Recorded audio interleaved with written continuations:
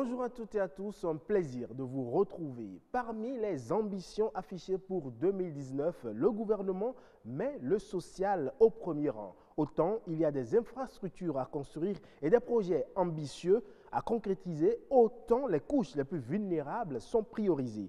Des mesures envisagées qui visent l'amélioration des conditions de vie des populations avec en toile de fond le secteur de la santé et l'action sociale, l'amélioration des conditions de vie des femmes et des jeunes, ainsi que l'amélioration de la qualité de l'éducation. C'est le menu du décryptage de ce jour. Dans le dossier de la semaine, nous ferons le bilan économique de l'année 2018. Une année faite de réformes économiques majeures qui vont de la création de près de 200 000 emplois directs et indirects à l'assainissement des finances publiques pour dégager plus de ressources au profit des investissements productifs et des projets sociaux. Week Eco démarre et comme vous le savez, le premier arrêt, c'est le mini-journal. Et ce dimanche, c'est Estelle Pazou qui est à la manette.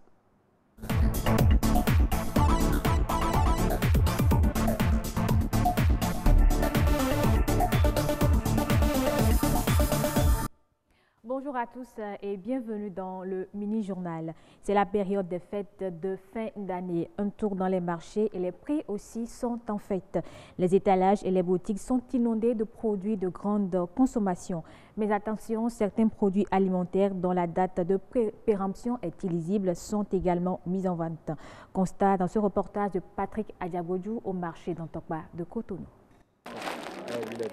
Ils sont en plein exercice de contrôle des produits de grande consommation au marché d'Antokpa. Ce sont deux animateurs sanitaires de LCP, une structure affiliée à la Fédération nationale de la défense des droits des consommateurs. Ils découvrent que ces deux commerçantes vendent des pâtes alimentaires dont la date de péremption est illisible et prête à confusion. Le fabricant dit que le produit va faire 12 mois pour pouvoir s'expirer. Ça a eu une durée de vie de 12 mois. Maintenant, il a dit de 12 mois à partir de la date de production.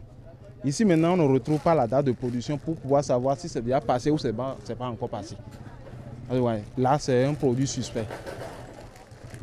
Parce que tel que c'est maintenant, quelqu'un peut le prendre décembre 2019 pour dire que ça va faire 12 mois. On va accepter ça, on va toujours accepter parce qu'on ne trouve pas sa date pour pouvoir déterminer sa durée de fin. Vous comprenez? Maintenant, dans les cas comme ça, nous on est obligés, puisque c'est des bonnes dames, on ne peut rien contre eux, on est obligé de les conduire faire ce qui elles font pour s'approvisionner. Les deux revendeuses acceptent de nous conduire à la source d'approvisionnement. Au bout de 2 minutes, nous sommes chez le grossiste. À l'intérieur, la caméra est interdite. Personne ne veut donner de détails. C'est là le problème. Mais étant donné que nous ne sommes pas des étatiques pour les juger, donc on sera obligé d'être en train de suivre ces produits-là jusqu'à la date, qu'on ne les retrouve plus après sa date sur le marché. C'est tout ce qu'on a à faire seulement. Nous sommes avec les gendarmeries des arrondissements. Par exemple, quand on est venu maintenant, elle ne veut pas nous comprendre, on sera obligé d'appeler le commissariat de la province pour pouvoir nous intervenir. Nous sommes avec la BPLP aussi pour pouvoir... La Sogema est là avec nous. Vous comprenez, le commissariat de la Sogema aussi nous appuie aussi des fois quand le cas nous dépasse. Du marché d'Antokpa à Missebo, les conserves alimentaires sont disponibles en quantité. Reste maintenant à savoir si ces conserves respectent la date limite d'utilisation. Pas évident. Ni commerçantes, ni acheteurs ne veulent se prononcer sur le sujet.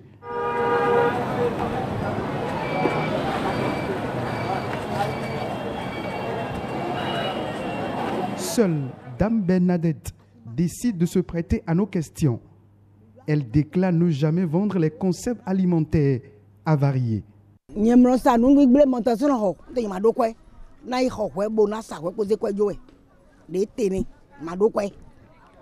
De 2023 de Apollo long 2023 pour un périmé. C'est bon là, c'est bon. 2020 pour un anglais. À 30 ans 2022 pour un périmé. Apollo long 2023 pour un anglais. L'Epic 2020 Oméga 2023, périmé. Sous le couvert de la liquidation et de l'effervescence des fêtes de fin d'année, des produits avariés et impropres à la consommation sont souvent déversés sur le marché. Encore une fois, vigilance. Autre chose à laquelle il faut faire attention en fin d'année, c'est bien les produits emballés. Ils sont souvent bien moins légers qu'ils ne paraissent. Les sacs de riz sont souvent réduits de 4 voire 5 kg de leur contenu initial et sont mis en vente. Une équipe de la rédaction de BB24 est allée faire le constat. Images et son avec Enoch Roupati et Jules Akwaikou. Le riz constitue aujourd'hui l'un des aliments de base dans les ménages au Bénin.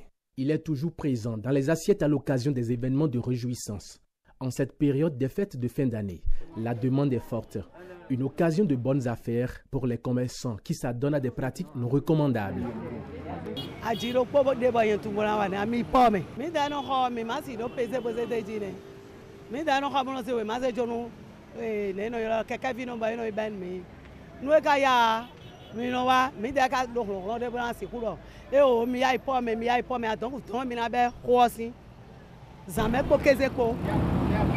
Des sacs et sachets de riz seraient truqués par ces revendeuses du marché d'Antokpa et pourtant cédés au prix normal.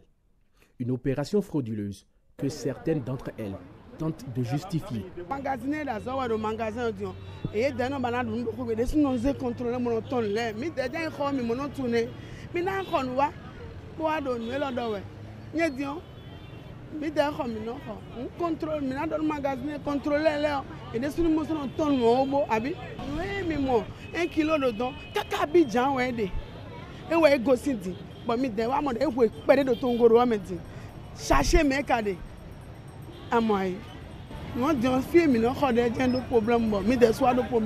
Je n'ai rien à me reprocher. Même à ma clientèle, je leur dis, achetez ce que vous trouvez.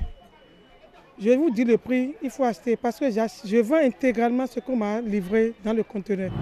C'est 1 kg, c'est écrit 900 grammes et vous le vendez pour 1 kg. Ramassez-moi ça. Non, ramassez-moi ça. Au cours de nos enquêtes, nous avons surpris une équipe de l'ANM, l'Agence nationale de normalisation, de métrologie et du contrôle qualité, sur le terrain en pleine opération de contrôle et de saisie des sacs dont les normes ne sont pas respectées. Et donc 1 kg. 1 kilo. On a constaté après un certain nombre d'achats et tests que nous avons initiés nous-mêmes qu'il y avait des sacs de 25 kg qui étaient ramenés à 18 kg. Les gens sont dans un commerce, mais malheureusement, ils ne veulent pas faire un commerce équitable. Ils ne veulent pas vendre à la population ce que la population demande. Chaque fois que vous prenez, on dit que ce n'est pas à notre niveau. Mais lorsqu'on remonte chez ceux qui importent, on constate que le phénomène qu'elles sont en train de décrire n'est pas observé au niveau des importateurs. Et il y a une dame qui a osé nous dire la vérité une fois. Le soir, en rentrant, elle n'avait rien vendu et qu'elle a piqué 2 kilos dans un sac qu'elle est partie préparer. Elle a dit ouvertement, on ne protégera personne. Pas importateur, pas grossiste, pas détaillant. Cette descente de l'ANM vise à faire adopter à ces dames de bonnes pratiques, des pratiques citoyennes, pour que les normes de qualité soient respectées et que les consommateurs ne soient plus grugés. Et puis, les fêtes de fin d'année riment souvent avec les débauches de table. Si on y prend garde, l'intoxication alimentaire et l'indigestion ou encore la malbouffe sont les bienvenus. Que faire donc pour manger et boire sainement? En somme, pour une bonne diététique alimentaire, suivant ce magazine signé Clotaire Awekou, Louis Koudogbo et Edmond Mbo. Par faute d'information, par ignorance ou par négligence, ou par envie de faire la vie, de s'éclater, ou par plus snobisme, nous mangeons mal ou nous buvons mal. L'ère du temps que représentent les festivités de fin d'année voit prospérer ces mauvaises habitudes d'alimentation. Question de malnutrition, d'intoxication alimentaire, d'indigestion, de malbouffe, tout est dans la tempérance, surtout de l'huile, du sucre et du sel. La bonne santé, le bien-être physique et mental riment bien avec le respect d'une diététique alimentaire équilibrée. Deux Béninoises prises au collet donnent leurs impressions. Les gens aiment le riz avec haricots toyoués. C'est ça que les gens aiment, avec amio et Téliba, Nenui, et comment dire, Aswakui, tout et tout, etc. Les boissons là, les petits enfants là, c'est sucrerie. Nous les grands, c'est bien. Maintenant, c'est moins cher aujourd'hui. Bien manger, c'est bonne digestion. Et tout doit être bien à l'aise. Notre alimentation, franchement, contribue à beaucoup de maux dont souffrent les gens aujourd'hui. Manger beaucoup plus de légumes. Vous voyez, il y a le beaumont, il y a plein de choses. Vous voyez, Dieu nous a tellement gâtés. On a plein de plantes, il y a des fruits. Franchement, je dirais, si on peut privilégier nos aliments locaux, manger sain, manger béninois, manger beaucoup plus de légumes, des fruits, les fruitins, les poissons, ok? Tout ce qui est local, quoi. Et puis on a la chance, on a des fruits. Donc, pour moi, éviter beaucoup plus l'alcool, surtout. Éviter de prendre trop d'alcool, pas d'excès, l'excès en toute chose nuit. Les spécialistes nutritionnistes nous renseignent davantage sur le bien manger, bien boire. Nous mettons comme une maison. Il y a une maison où il y a la toiture, il y a le mur et il y a la fondation. La fondation, c'est les carbohydrates, les glucides, le riz, la pâte, l'igname, tout ça là. C'est ça qui est la fondation. Maintenant, le mur qui est la construction, c'est la viande, les œufs, du haricot, du sésame, du soja, du lait.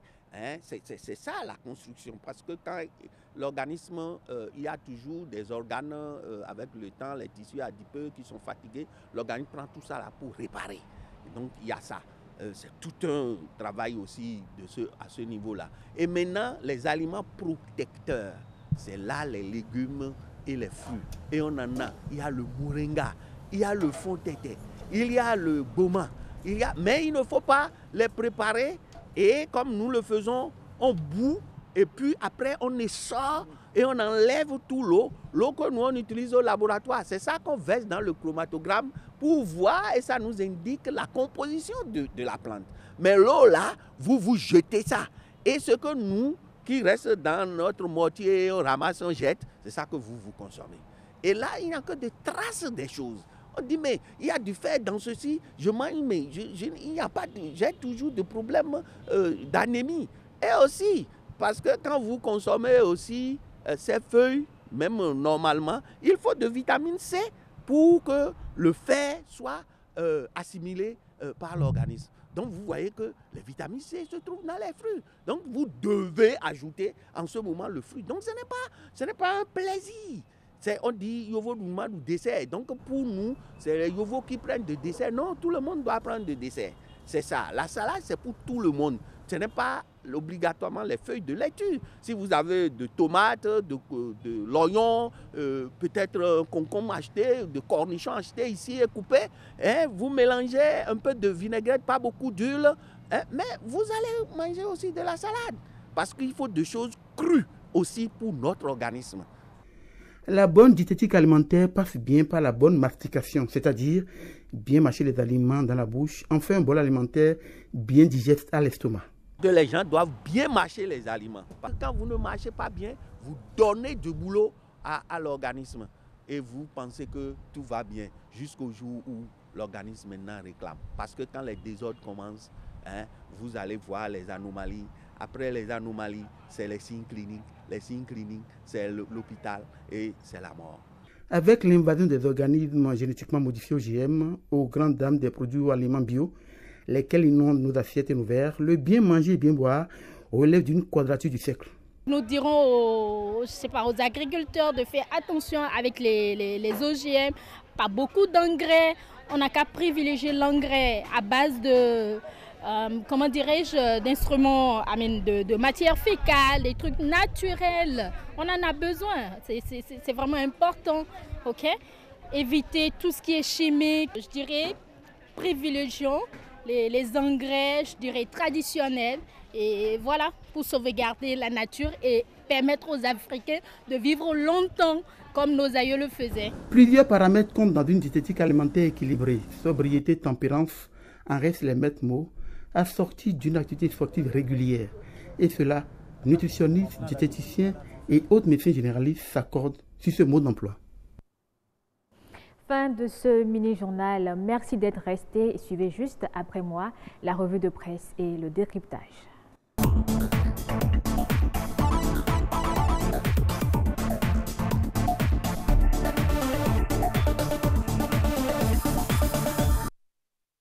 Westel Pazou, vous l'avez si bien introduit, c'est la revue de presse économique et c'est d'ailleurs vous qui avez parcouru les journaux pour nous. La revue de presse.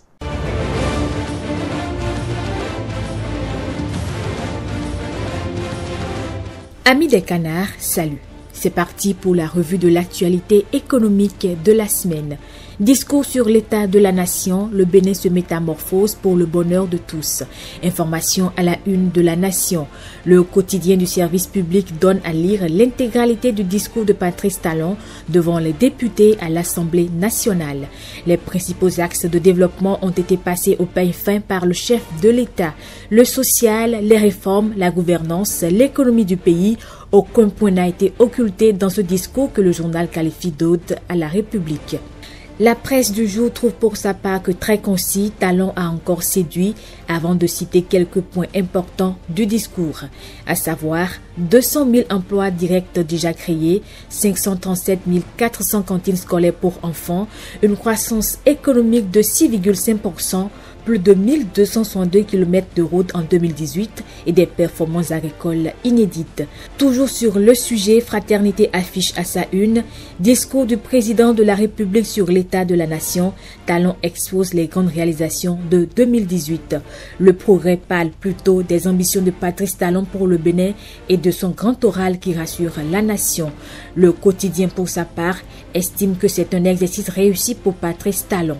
Discours sur l'état de la nation, Talon satisfait des progrès réalisés, écrit l'économiste à propos. Pour toute conclusion, le journal La Priorité trouve que l'espoir est permis. L'événement précis lit à travers ce discours un président décidé à assainir la gouvernance.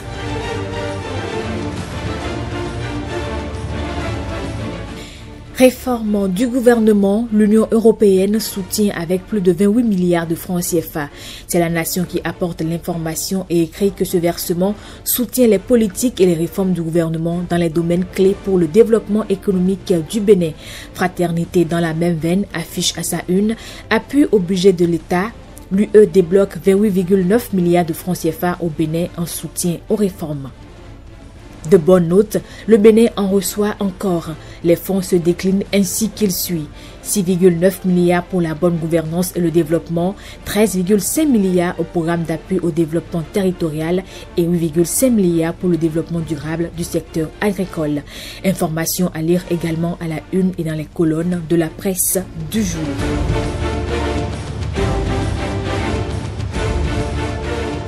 Depuis un bon moment, la qualité des services fournis par les opérateurs Move et MTN se dégrade. L'autorité de régulation des communications électroniques et de la poste les a convoqués dans ces locaux pour qu'ils puissent s'expliquer.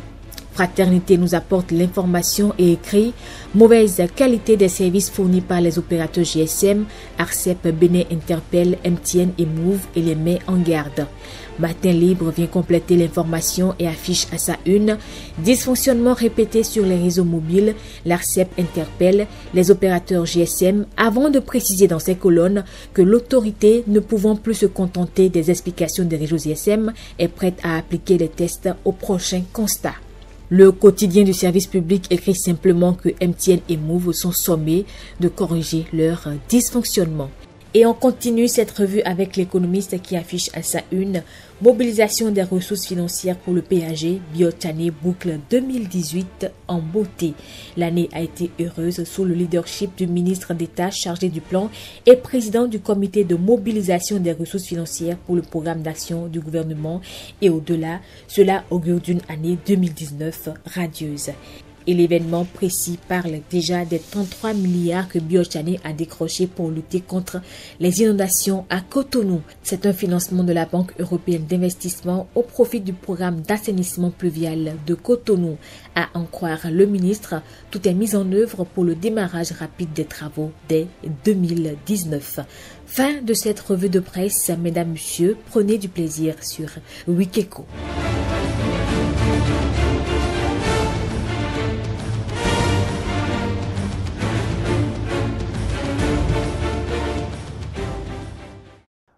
Merci Estelle Pazou pour ce bel exercice devenu hebdomadaire. On ouvre à présent le décryptage.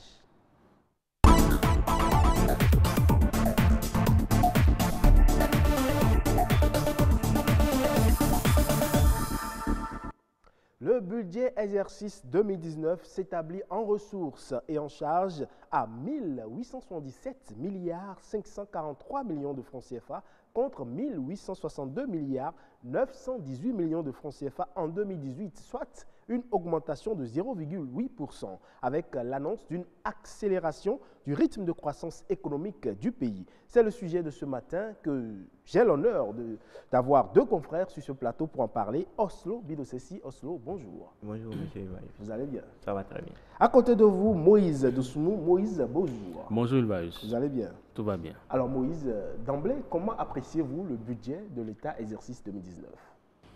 Je constate d'abord qu'il n'a pas vraiment évolué. 0,8% d'évolution d'une année à une autre, c'est que nous avons stagné, rien n'a bougé. Et on dit souvent que qui n'avance pas recule. Il aurait fallu qu'on aille peut-être à 1%, mais 0,50% tout au moins pour qu'on sente que les choses bougent.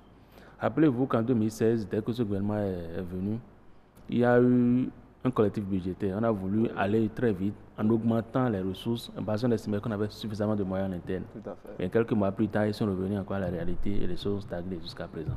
Donc, le premier constat, c'est que les choses n'ont pas vraiment bougé.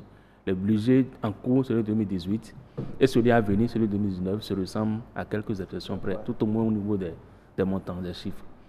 Maintenant, quand on prend le contenu en termes de social, les réformes économiques et tout ça... Non, avant d'en arriver là, oui.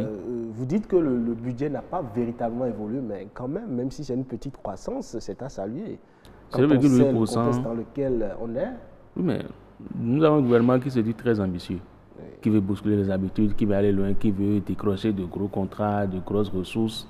Et quand on a un chef d'État qui adopte cette posture-là, qui ne dit que ça tout le temps, qu'il faut qu'on bouge, qu'on fasse des bons. Mais tu n'as rien d'autre pour faire des bons. 0,8%, ce n'est pas un bon, c'est un tout petit pas. Je ne qualifie pas ça de bon. Le discours aurait été tout autre que je ne dirais pas ce que j'ai dit. Parce que nos dirigeants, en l'occurrence... Il y a des contingences extérieures qui agissent également. Mais malgré ces contingences, on nous dit à longueur de journée qu'il faut faire des bons, il faut aller de l'avant, il faut.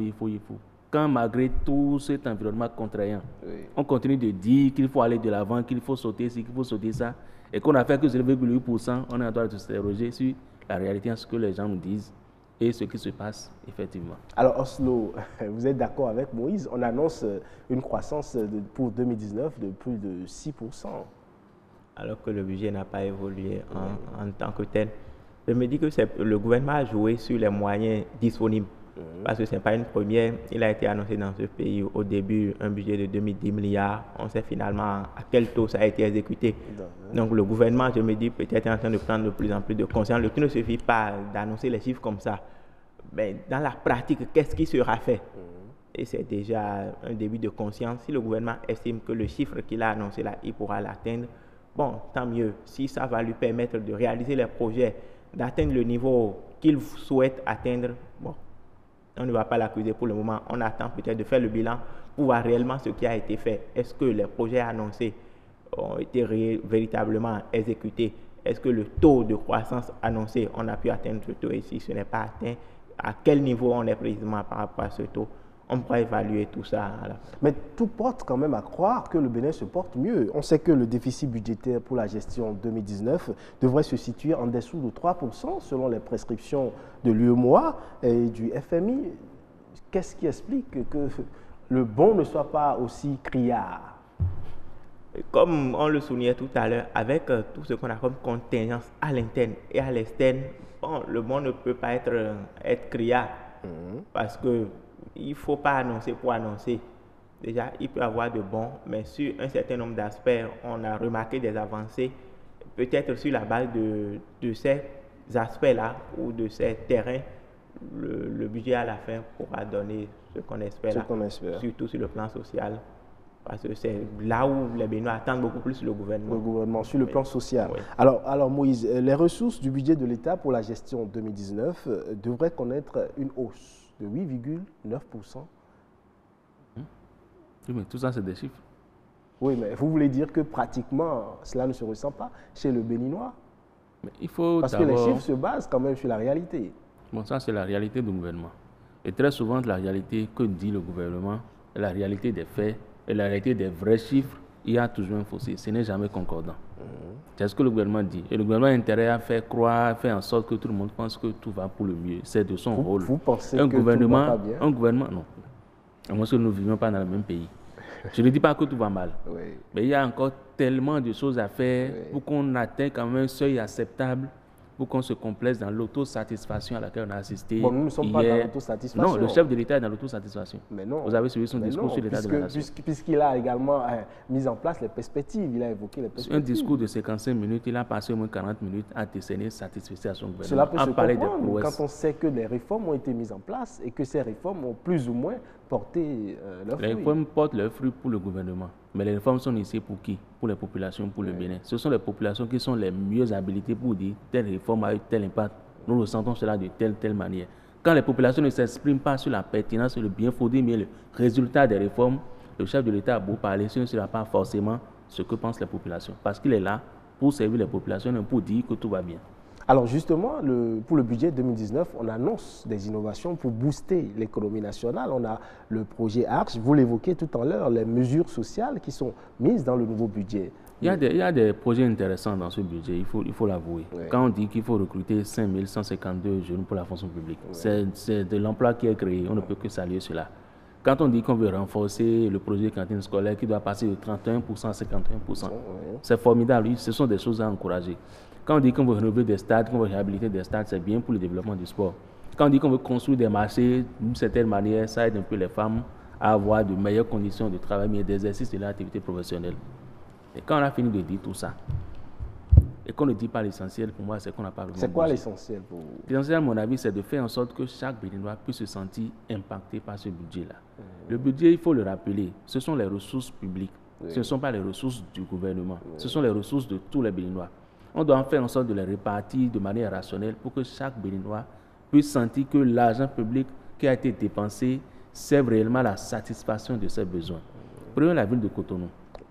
Nous disons tous qu'il faut revoir le système de circulation de sorte qu'il n'y ait plus autant de zèmes que par le passé. Les zèmes en question qu'on a, ils viennent d'où? Des villages.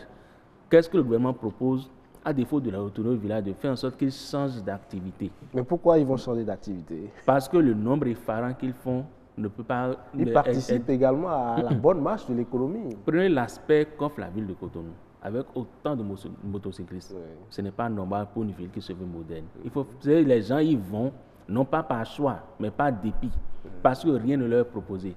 On peut faire en sorte de renforcer notre agriculture, de renforcer d'autres secteurs pour que tous ces talents qui se retrouvent dans cette activité par dépit puissent exercer leur véritable talent ailleurs. C'est notre cadre de vie qui change, c'est la pollution qui diminue, c'est nous tous qui gagnons. Quand on prend un peu le commerce, les bonnes dames se plaignent de ne pas vendre suffisamment parce qu'on assiste à un renchérissement du coût des produits. Mais si les produits ont connu ce renchérissement, c'est parce qu'au niveau du port autonome de Cotonou, des taxes ont été appliquées. C'est parce que et tout le monde dit que notre port applique des tarifs excessivement chers.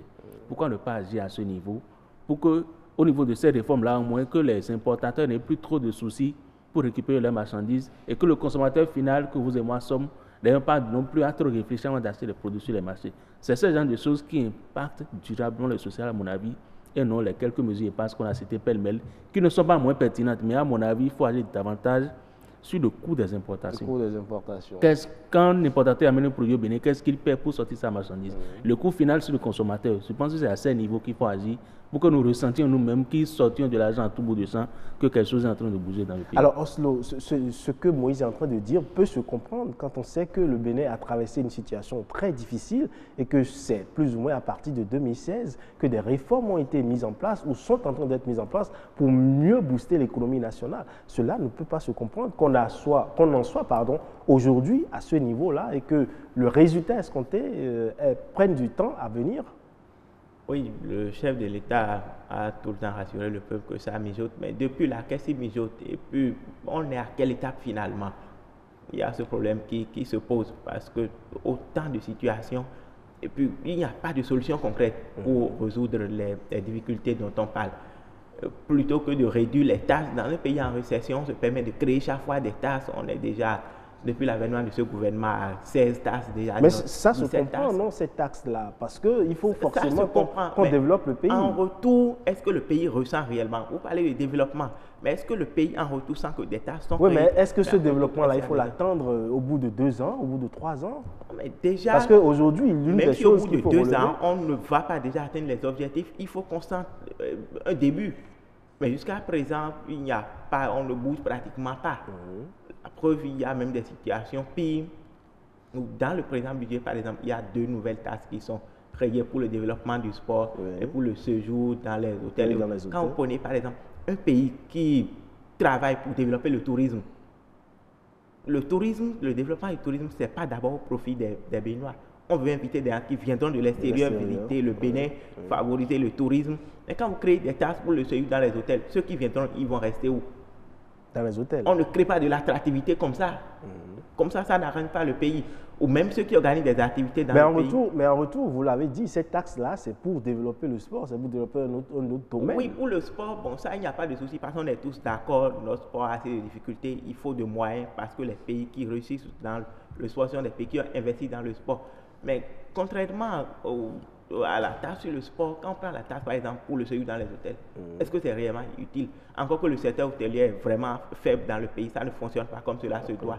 Ce qu'il faut peut-être dans ce secteur, c'est créer des mesures pour accompagner le secteur, pour que ça puisse réellement prendre. Quand vous allez dans les hôtels, si ce n'est pas des organisations, des institutions, beaucoup plus des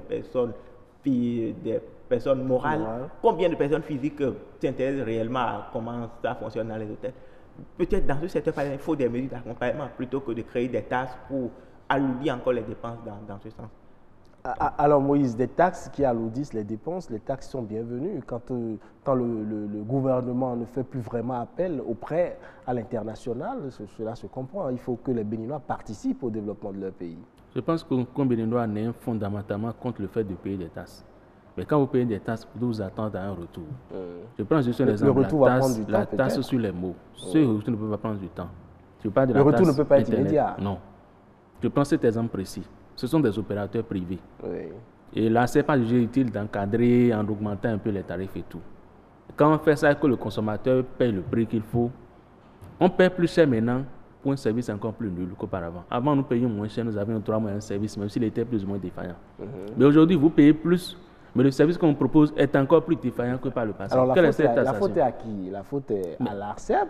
L'ARCEP, tout ce que nous appelons... Non. L'ARCEP provient de qui? L'ARCEP a été mise en place par qui? Par le gouvernement.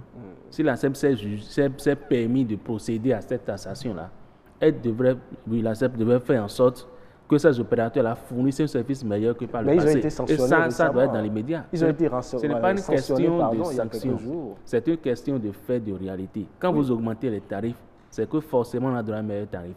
S'il faut faire des investissements, ils ont la capacité financière nécessaire pour obtenir des prêts et faire ces investissements-là pour que le consommateur qui débourse plus qu'il ne faut puisse avoir droit à un meilleur tarif. C'est de ça qu'on parle. On peut avoir 1000 tasses. Là n'est pas le problème.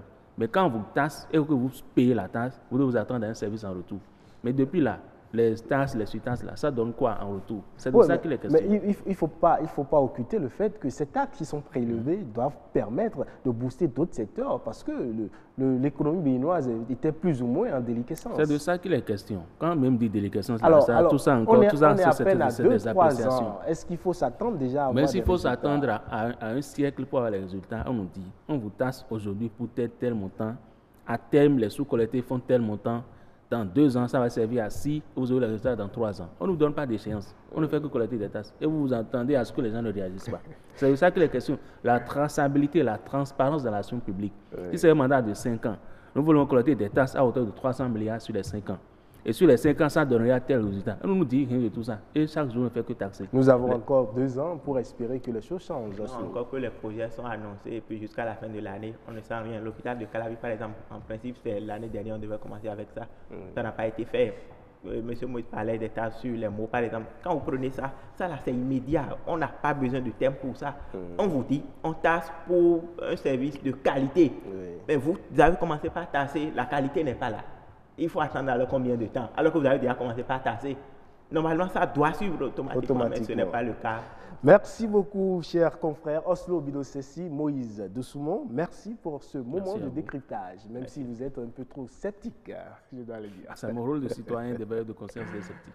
C'est la fin du décryptage. On passe à présent au dossier de la semaine.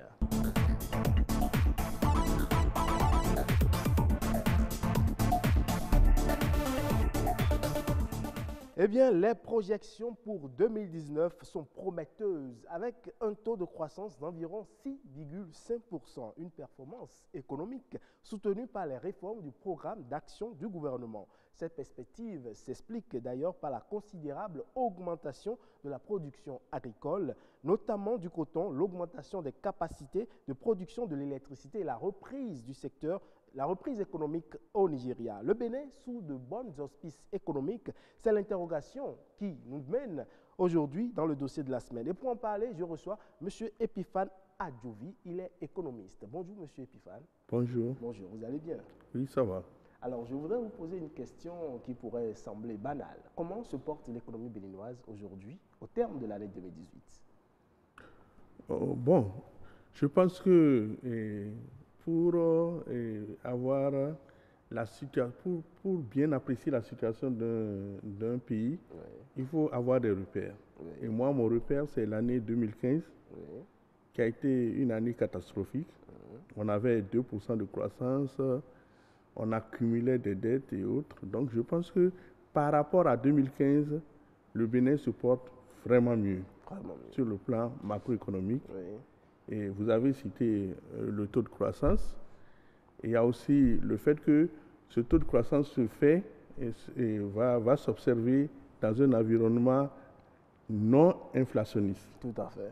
Et dans une situation où les principaux déséquilibres sont en train d'être réglés, notamment le solde public, le déficit public, qui tend progressivement à rejoindre la norme communautaire de 3%. Voilà. Donc, si on prend ces éléments et si on prend le fait qu'en 2015, la pauvreté avait augmenté par rapport à la situation 2006-2007 et maintenant on observe ce qui se passe, je pense qu'on peut dire que le Bénin se porte vraiment mieux sur le plan macroéconomique. Sur le plan macro et sur le plan micro, comment ça se passe? Oui, bon, et le problème, la croissance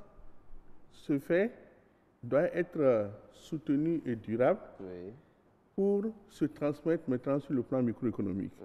Donc, je pense qu'on va essayer de voir comment cela doit se faire.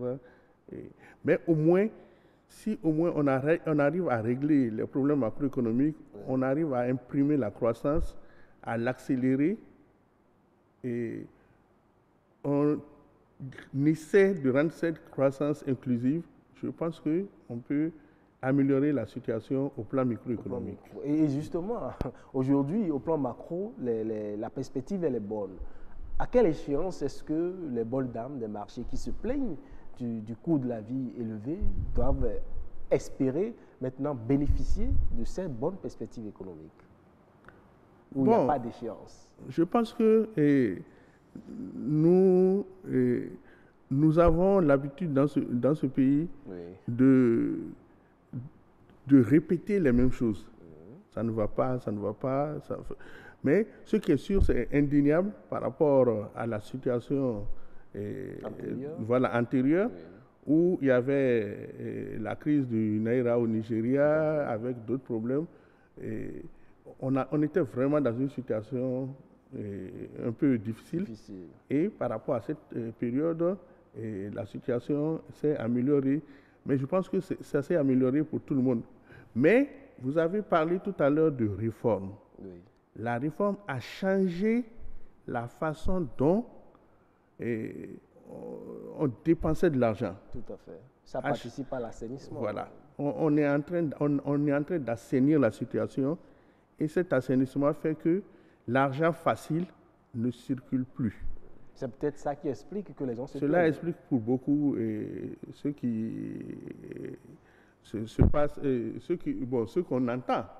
J'étais le week-end dernier dans une des obligations sociales et j'ai constaté qu'il y avait une grande fête. Et pendant la fête, tout le monde répondait, ça ne va pas, ça ne va pas, mais donnez-moi une bouteille de ceci, donnez-moi à manger, mais ça ne va pas, ça ne va pas. Bon, vous voyez, donc il y a une anticipation négative parce que ceux qui disent ça ne va pas occupent plus le terrain que ceux qui présentent la situation réelle de l'économie béninoise. Alors justement, le Bénin, pour l'année 2018, n'a connu que de très bons scores. On est 32e pour le produit intérieur brut, avec plus de 4 000 milliards de francs CFA, soit près de 460 000 par habitant comme PIB. Cela témoigne de la vitalité de l'économie. Tout à fait.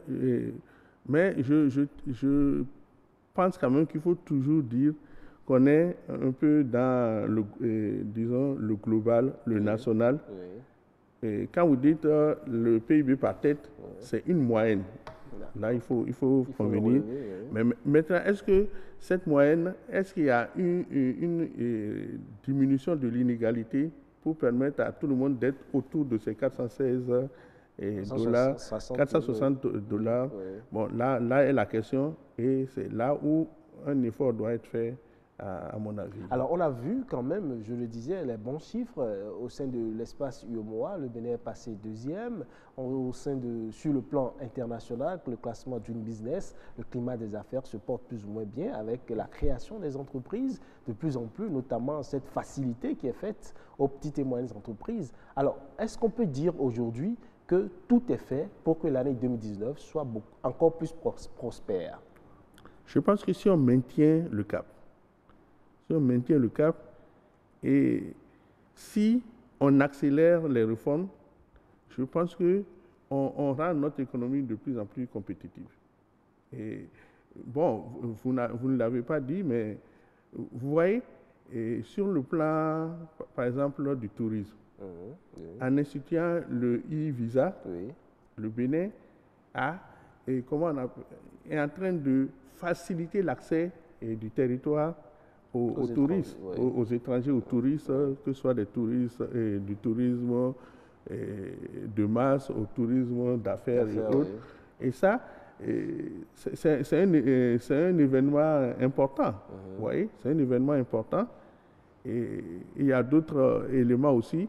Lorsqu'on rend le pays plus attrayant, on attire les investissements.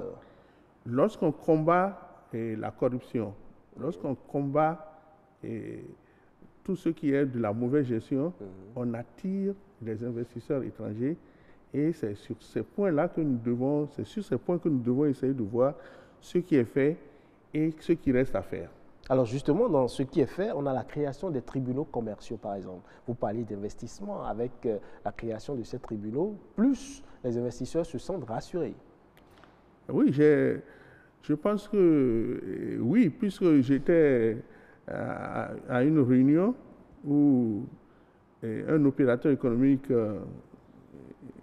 disons multilatéral, non plutôt interafricain, a dit et a loué la création vraiment de ces tribunaux de commerce et a dit ça va tellement vite et tellement bien que le Bénin commence à être apprécié sur ce plan.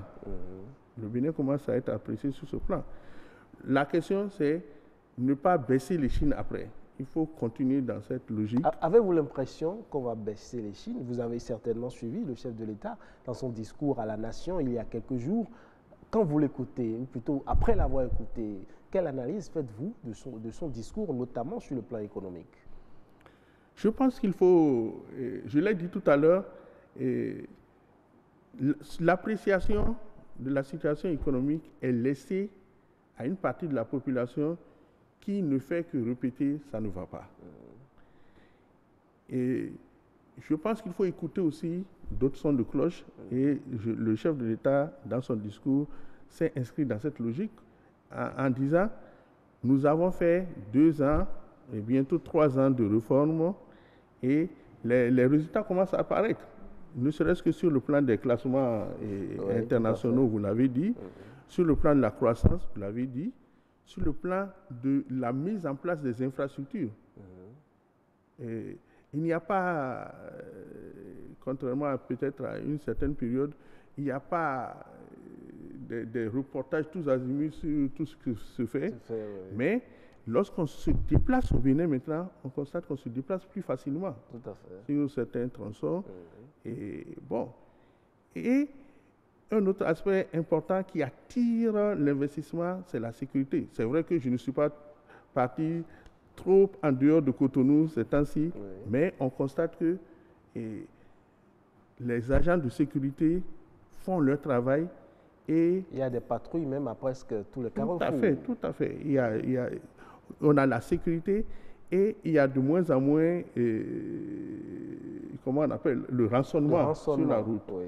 Et ça, c'est du travail de fond. C'est un travail de fond qui est indispensable à une croissance soutenue.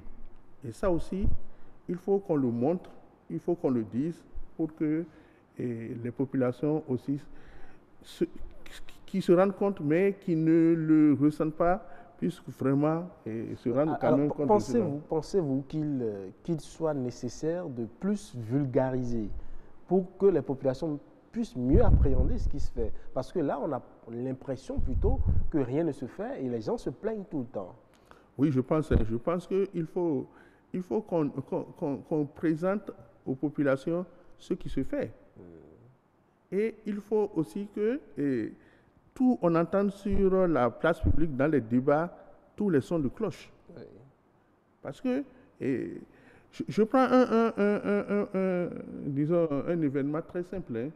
Je ne sais pas, j'ai entendu dans la presse que le ministre de l'économie et des finances du Bénin a été considéré comme le meilleur ministre des Finances. Je ne sais même pas si c'est vrai, je n'ai pas vérifié. Mais vous voyez, ça montre qu'il y a une rigueur dans la gestion publique maintenant. Vous voyez, il y a une rigueur dans la gestion publique. Et lorsqu'on prend aussi certains choses-là, le traitement de la dette. Le gouvernement actuel a hérité d'une dette pas du tout bonne. Et on a trouvé les moyens, et le ministre l'a expliqué, de mieux, présenter cette dette-là. On a racheté la dette. Et pour faire très simple, généralement pour expliquer, je dis, supposons qu'on hérite que un homme, en tout cas des enfants, héritent de leur papa beaucoup de maisons, mais de manière cachée, une dette qui dépasse le coût de la maison. Voilà, des maisons qu'ils ont héritées. Soit ils ne paient pas la dette, ou bien, pour payer la dette, ils seront obligés de vendre la maison et payer encore plus. La question c'est, on met en place des infrastructures, on construit l'économie, mais aussi il faut avoir une dette très propre, une dette gérable. Et alors, ça, c'est important à mon avis. Alors, aujourd'hui, on a de très bons scores sur le plan africain, sur le plan international. Qu'est-ce qu'il faut faire encore pour rendre ces scores-là plus soutenus et pour donner plus de vitalité à la croissance? Bon, il faut quand même l'adhésion des populations. Ça, c'est essentiel. C'est très important. Parce que les réformes, c'est un sacrifice qu'on demande aux populations à un moment donné, c'est-à-dire sacrifiez-vous pendant quelques années pour que ça aille mieux pour nous tous après et pour nos enfants après. Donc, il faut l'adhésion des populations sur les réformes. Il faut un élan national. Et ça rentre dans le domaine politique, mais je pense quand même que ça doit accompagner les réformes pour qu'on aille beaucoup mieux après. Et il faut aussi ce qu'on appelle la justice et l'équité. La justice et l'équité, c'est que tout le monde paye l'impôt. C'est ça la justice. Et l'équité. Et tant qu'on n'aura pas cela, je suis désolé, il y aura toujours des forces qui vont empêcher qu'on aille en avant, qu'on aille vers le développement vraiment durable.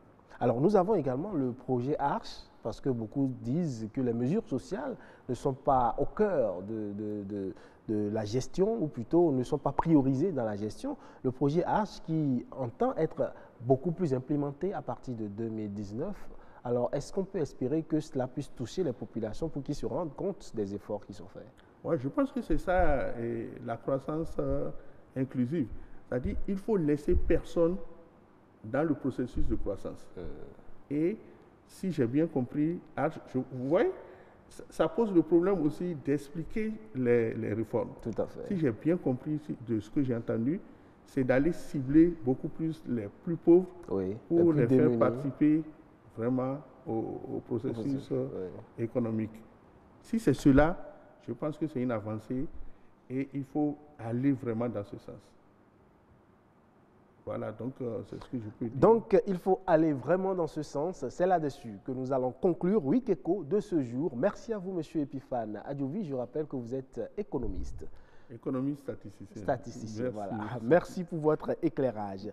Donc, Week Echo prend fin ici. Vous pouvez la revoir sur la chaîne YouTube de l'ORTB. En attendant, je vous souhaite un joyeux nouvel an et une heureuse année 2019.